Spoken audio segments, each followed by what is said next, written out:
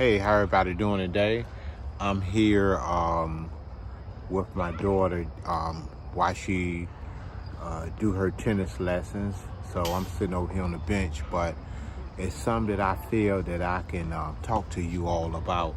I want to talk to you all about investing. I can go more in depth because I had people that ask me questions on what is a CD and what's the difference between mutual funds and stocks. So let me start off and give you a full understanding about CDs. And the thing that I actually learned about these investments, I always heard about them, but it was actually from getting into them myself. So a CD is something that you go to the bank and you purchase. And once it becomes mature, then whatever interest rate they say they're going to give you, that's when you receive the interest rate on top of your money. So for an example, there's different percentage that they interest rates that they offer you on top of your money.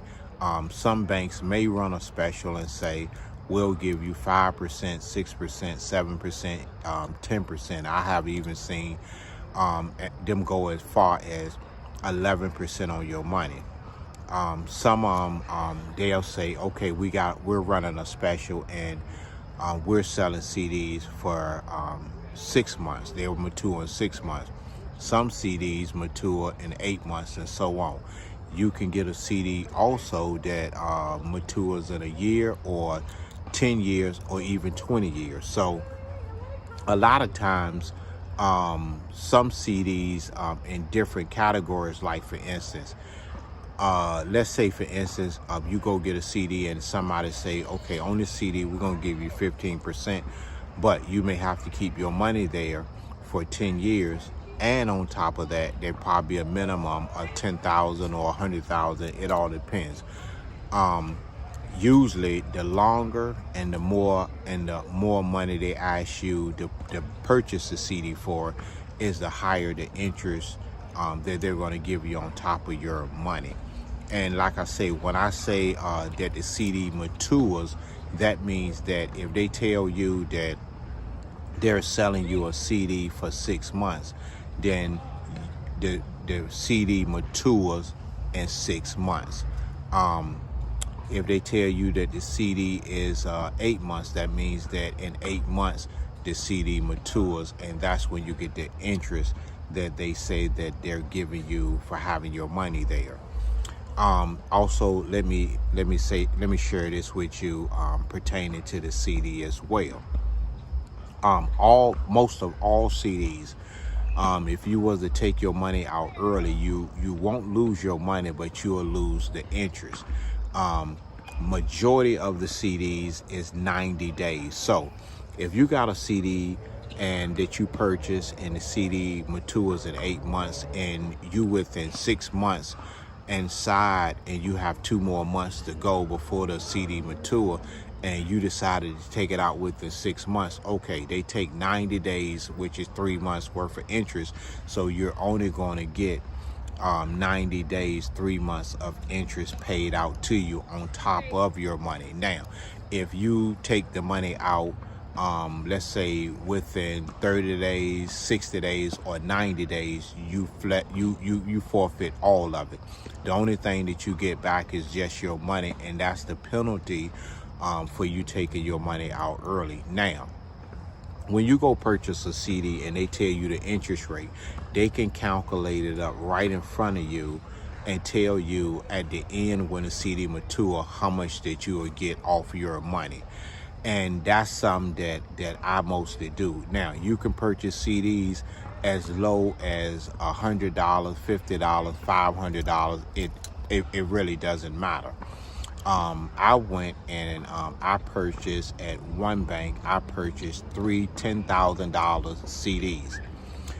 The reason why I purchased 3 of them, which I could have just flat out bought one CD for 30,000.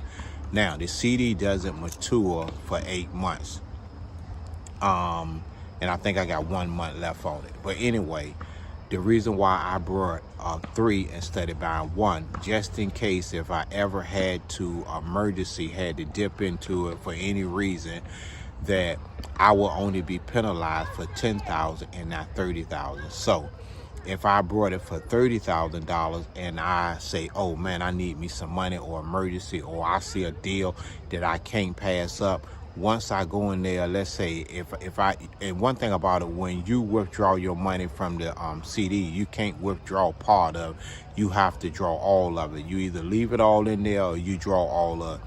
So I figure if anything push come to shove, an emergency, or I seen something that I actually didn't have the money for, or some arose, that I can probably do it with 10,000. So if I was to pull my money from 10,000 and I lose 90 days of interest, I still got 2 CDs over there that I purchased for $10,000 a piece that I'll let out mature, that I won't lose money on.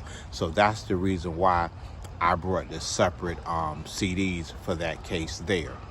And to me, I think CDs is very good because it also makes you accountable. Okay, so let me say, when I say accountable, because I know if I go take that money out early, I see the money that I'm losing, and what I'm doing really wouldn't even be worth the benefit for what I've done. Now, should I keep my money inside the bank or should I buy a CD? Well, let me tell you this. If a person is trying to save up money, or you're trying to build your bank account up, and let's say, for instance, you got $5,000 in the bank, and you're trying to add to it. Let's say 6 months later, when you go back to the bank, just having your money in a checking account, it draws no interest, and it's connected to your debit card. So more likely, if you got $5,000 in there, 6 months pass, I'm almost 85% sure that 5,000 is no longer 5,000. It's probably more like 1,000, 1,500, because when it's connected to your debit card, you do not have you're more loose. It's no accountability. So if you see something you like, you're gonna buy it. You start off with 5,000, you may fall back at 1,500, or when you get under 1,000. But on the CD case, it's not connected to your bank account. It's actually something that's purchased. Now, if you have it in, I've talked about the checking account, but if you have it in a savings account, they're drawing a little interest. The interest most banks give you, 99% of the banks, they give you 0.05% on your money. So if you have your money in a savings account, drawing that interest, and 6 months later, you may draw $3 worth of interest on top of your $5. So I don't believe that that's a good way for somebody to try to save money, because they got too much easy access to it. It's no different from hiding your money under your mattress, in a shoebox in the closet, or stuck in the closet somewhere, or tucked down in a pocketbook. It's just too much easy access. So I don't think that that's a wise thing for somebody to try to build up money. And most people that I know that save up money, let's say they get their account up to $10,000, it's just a matter of time before the account go down. I done seen it over and over again. People always say my wheelbarrow done got low, because they don't do any type of investment. All they do is stick their money inside the bank and pinch away at it as if it ain't going nowhere. So now, when you purchase a CD from the bank is actually using your money to make money. So let's say somebody come in there for a personal loan, and when you come in for a personal loan, they may give you a personal loan, and the personal loan that they're giving you, you have to pay back 25. Let's say you pay back, the interest rate on it is 25%. 25% interest rate. So that means that if they're giving me 5% on my money, they're gaining 20%. So whenever you go and borrow money from the bank, it's actually not the bank money, but is the person who has the money in the bank, or the person that has brought the CD.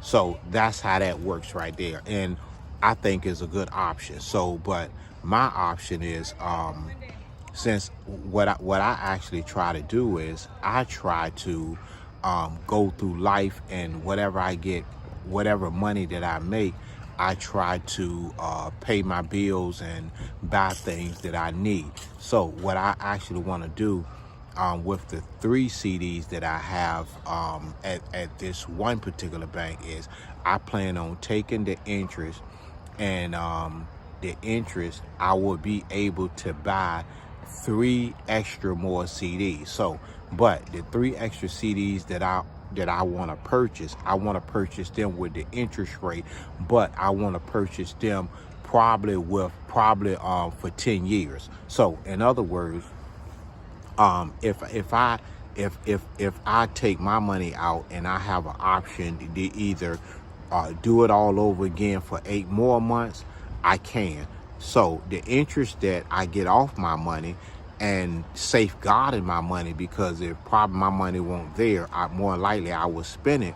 So if I go and I say, okay, I want to go ahead and take it and buy me 3 more CDs, but this time here, I want to get a higher interest rate, and I want to leave it in there for 10 years, which actually is not money that I had anyway. It's just money that they actually giving me. So what I may do is just buy 3 more CDs and go ahead and give them to my daughter Brooke.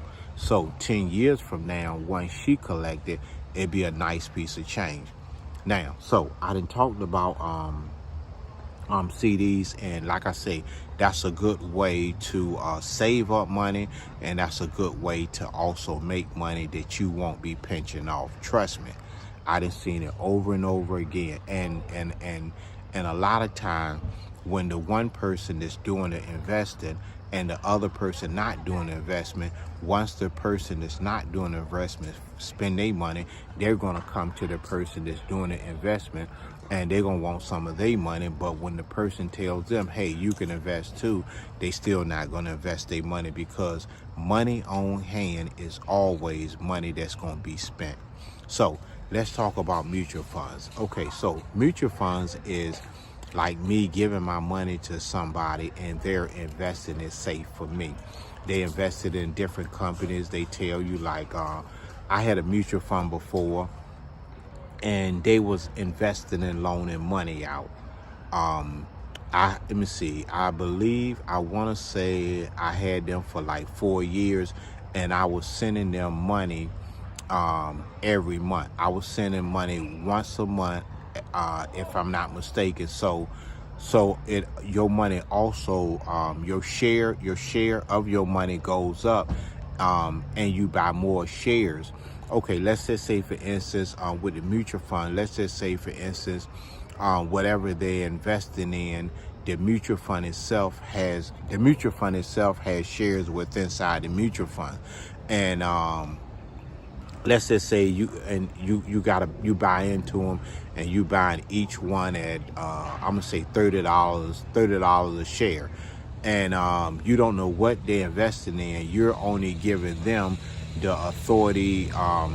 You only giving them the go ahead and saying, hey, I trust you, go ahead and invest my money in more, and it's almost guaranteed that you probably won't lose your money, even though it may dip a little bit, but it's going to come back up. So let's just say 4 years from now, them shares that you brought in at $40 a share is now worth $75 a share. And each time that you sent money, you brought more shares. So that's how you make your money. Mutual funds is like I say is a slow, safe process that you can make money off as well. I never really got back into it. I did it. I think I did it twice, but not saying that I won't get back into it. But as of right now, I'm not into it.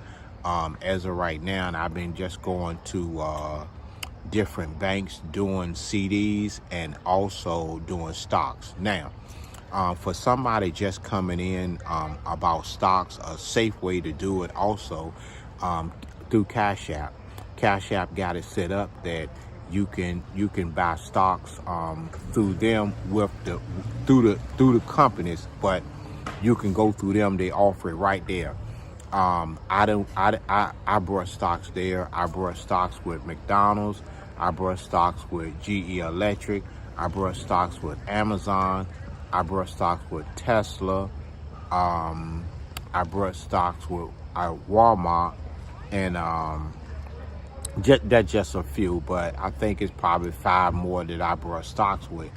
And what I try to do, I try to buy my stocks at low, and I try to wait for them to go down in the low season, because I know it's going to come back up. Like and also the stocks go up as well. So the stocks may also start off at $7, and then for it's all over with, that same stock will probably be worth, let's say it can be worth $75 to $100. And they also pay out dividends. So let me give you an example. Let's take Walmart. Now, Walmart is their biggest time of the year, from what I've seen, is I'll say from Thanksgiving all the way to New Year's. That's their peak. So I try to buy stocks when it's not that time of the year, because if I buy it, if it's not that time of the year, then I know when it do come time, that winter that I say that the stock is going to go up, and my stock is going to be higher, and plus I'm gonna get more. I'm gonna get dividends on top of my money. So my money, my stock goes up. But as my stock goes up, they also pay me dividends. So let's say the stock goes from 50 to 75, but they also gonna put money in my account. Let's say $50, $20, or whatever the case may be, and that's paying dividends. The same thing that I do for this Amazon. I try to track Amazon and see when they low season and when they high season. Same thing I do with Apple. Different times I try to buy at the low season, because I know that it's going up. And the reason why I invest in them, sure, you can lose your money, but I went with these companies when I invest my money, because I know that they kind of revolve around time. Like they're gonna. These are companies that's not going to be left behind. I know Apple going. I believe that Apple going to stay up. McDonald's going to stay up. GE Electric. I try to buy during the springtime. I buy stocks from them because I know in the wintertime the stock price is going to go up on them.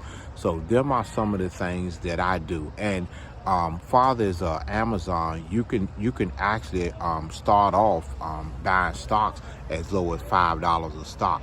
And you can also have annual,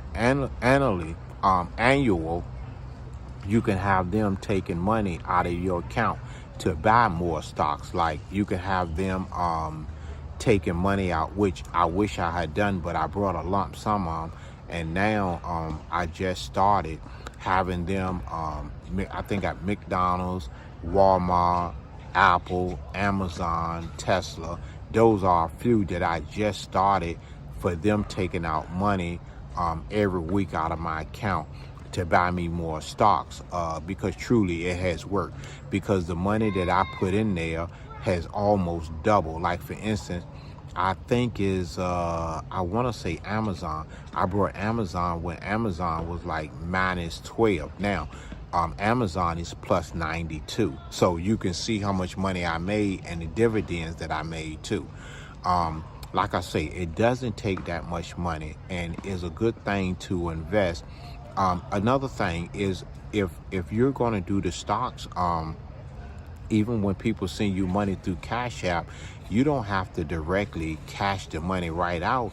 You can go ahead and cash it out, that you don't get the money immediately, and you got a little bit, you got a couple of dollars left over that you can go ahead and send it right to the, you can send it right to the buy yourself some stocks. Like I say, you can buy stocks as little as $5 or $10. So that's my take on it. And one thing I can say is, let's try to get into the habit of not eating up everything that we get our hands on to. I'm only sharing this with you all because I think that If somebody get it in your head that you can do better, I think that you will, and you can do better.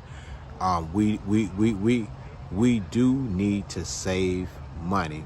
We do need to make extra money, and I'm just telling you ways to do it. So just look into what I say, and I think it'll pay off in the long run. Somebody get an income tax check. You can take your income tax and you can go to the bank and you can say, okay, I want to buy me a CD, and then next year you'd be surprised what that CD is worth. Or you can just go on purchase yourself some mutual funds, or you can just go ahead and go to Cash App and you can buy yourself a couple of stocks. So it's a lot of ways out there to make money. And one thing I can say is this right here: when you got money in the bank, it's no way around it. More than likely, when you go back to the bank, it's just a matter of time before that money that you had in the bank is going to be much, much lower than what you started off with. That's a proven fact. I guarantee you, if anybody watching this, if they put a lump sum money inside that bank, I guarantee you, every now and then, the wheelbarrow gets low. And when the wheelbarrow gets low, then they trying to figure out how can I make more money. But if you keep doing the same thing, you're going to get the same results. And I'm trying to help you to get a different result. Now, I'm not telling you something that I didn't do or I'm not doing. I'm only telling you something that I did and I'm still doing right now.